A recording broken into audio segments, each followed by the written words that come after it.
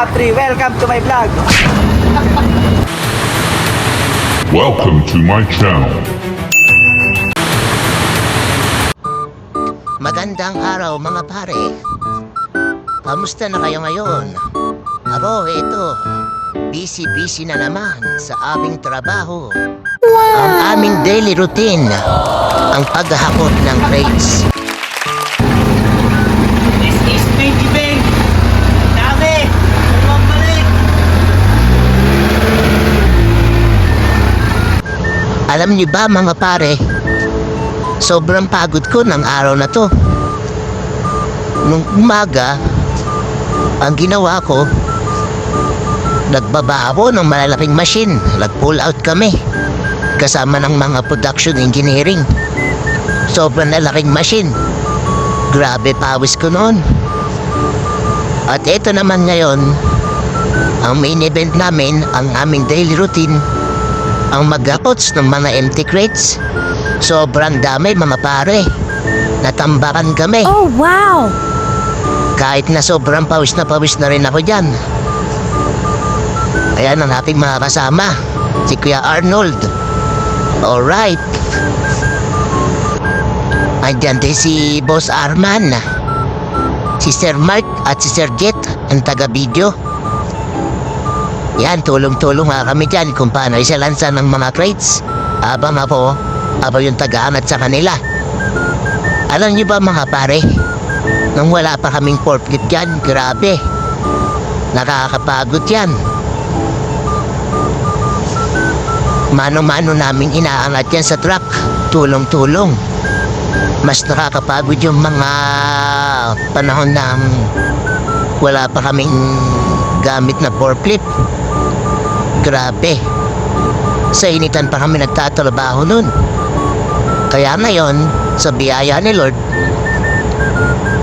nakakapag-request kami ng isang forklift diesel. Kaya medyo umalwan yung aming trabaho. Yun nga lang, nakakapagod pa rin kasi minsan natatambakan kami sa dami ng ginagawa sa company. Minsan sobrang dami ng deliver, hindi rin makapag-akot. Kaya tuwing hapon, kapag may time na wala pang deliver, doon kami naghahakot. Isinasabay na namin deliver kung may deliver man sa ibang facilities. Kaya ayan, tabang hakot na naman kami ngayon. Alam niyo ba mga pare, sa loob ng 6 years ko dito, diyan na lagyan na rin kinagawa na hindi mawawala.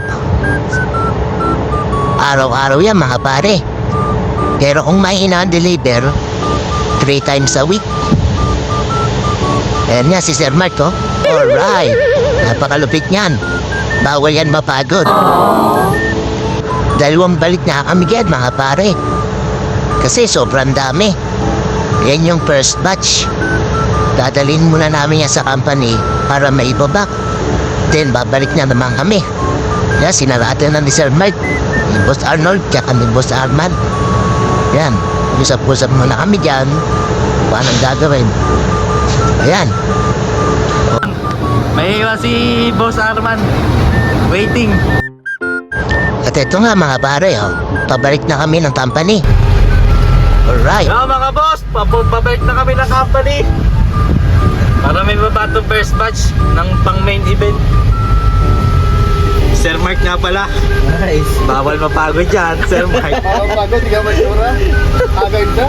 Kasi mamaya pag uwi niya, magluluto pa yan. Wow! Eh, Sir Jet, tsaka si Boss Arnold, driver. Yeah!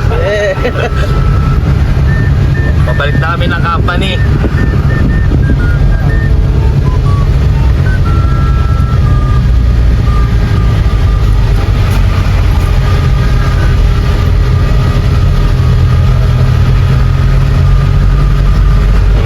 Kaway mo na, Sir Mark! Aba, hindi pa pwedeng wala ko. Hoy, aba, Parang hindi pa yata nagtatrabaho to eh. hindi pa. Wala pang pawis eh. Wala na talaga ng bawis.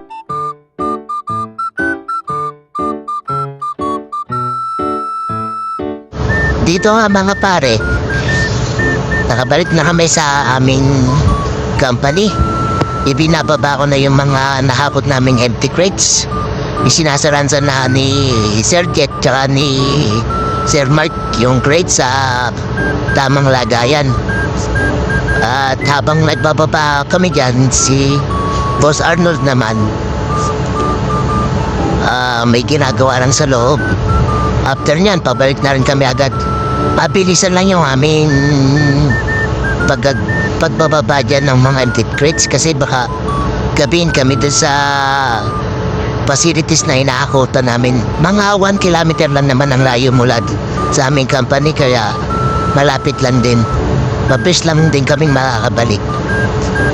At ayun nga, habang nagbababa ako, tamang chill lang. Chill lang. Kasi basic na lang. Pabalik na kami guys. Ito si Sir Mark, oh, masayang masaya. Sir Mark, kaway muna. Pagod pa. Yo, pagod na daw. Ako din, hindi nagtatrabaho. Hindi pa nagtatrabaho.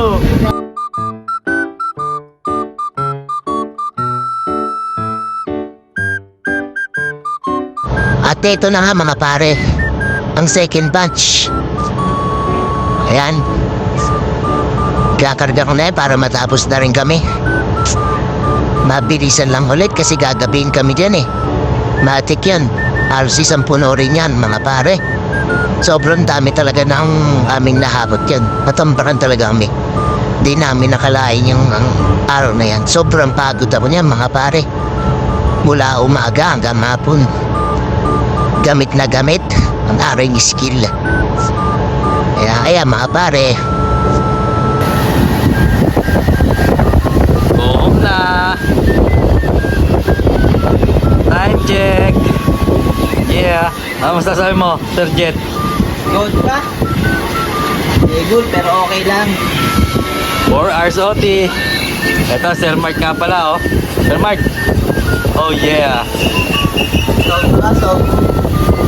Yeah. Go home na. Time check. 8 p.m. Pauwi na. Good pa. Bawi na lang bukas. Hanggang sa muli mga pare. Salamat sa panonood.